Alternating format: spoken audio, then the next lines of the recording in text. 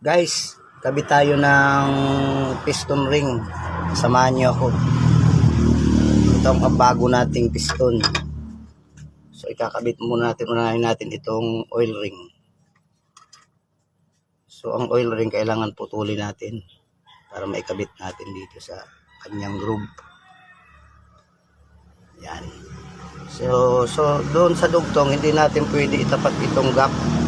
Kailangan ilis natin to dito din sa kabila. Yan. Hindi pwede kasing itapat yan. Ito naman, nasunod natin yung second ring. Yung second ring, mapapansin natin may uka siya dito sa gilid.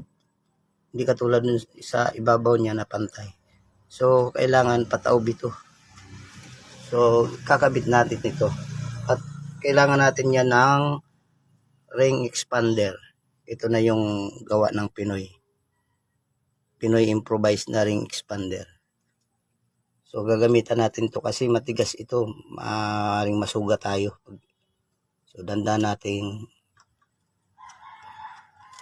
ibubuka hanggang sa